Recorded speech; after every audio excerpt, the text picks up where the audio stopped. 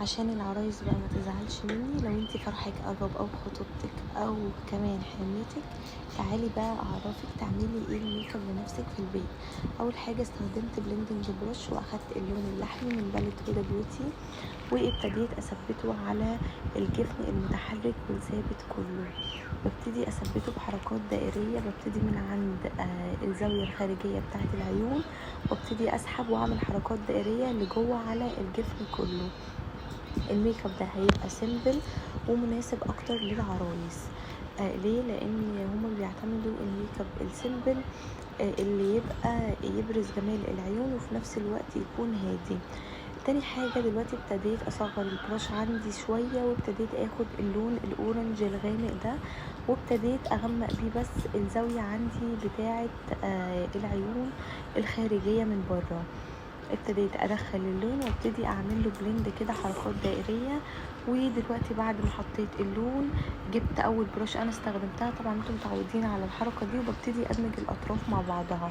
صغرت بقى خالص الفرشه واستخدمت اصغر فرشه عندي بنسل براش. ودلوقتي جبت اللون الغامق اللي هو في الباليت، وابتديت اعمل اغمق اللاين بتاع الرموش عندي من فوق. الحركه دي بتدي اللوك رقية اكتر، وكمان بتديه جاذبية اكتر، ويبان ان ميك اب ارتست هي اللي عاملهولك ويبقى بروفيشنال. وتدخلي اللون كده بالراحة زي ما انا بدخله. وبعمل نفس الكلام في العيون التانية، اخدت اللون الغامق من الباليت وببتدي اموهه كده في الطرف الخارجي من العيون، وكمان ببتدي ادخل اللون عند اول لاين بتاع الرموش.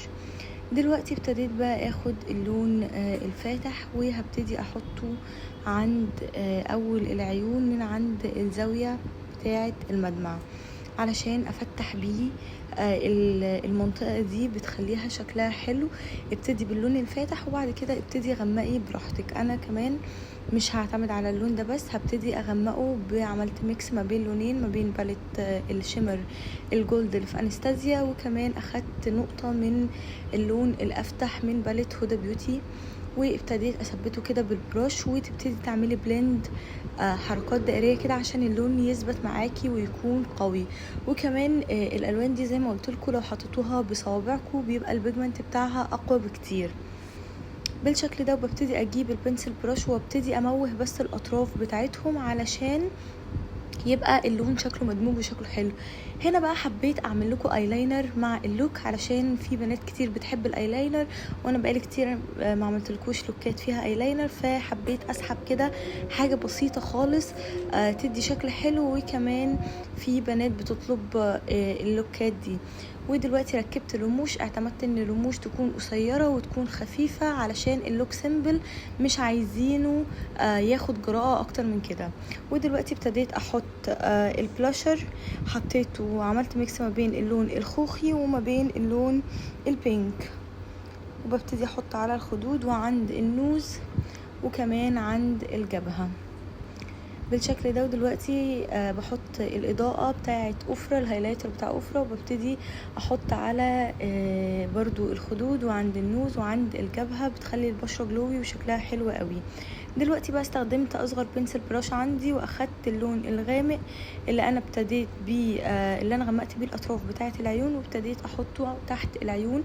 نفس الخطوات اللي احنا بنعملها علشان برضو تحدد العيون من تحت اكتر، وكمان بيبقى شكلها احلى بكتير من انك تسيبي العيون كده. وبس كده، ده يكون الفاينل لوك. يا رب يكون الميك اب عجبكم. هو سيمبل وشكله حلو قوي وينفع عرايس جدا، وهيكون اختيار موفق لو انتي عملتيه. هستنى رايكم تحت في الكومنت، وباي.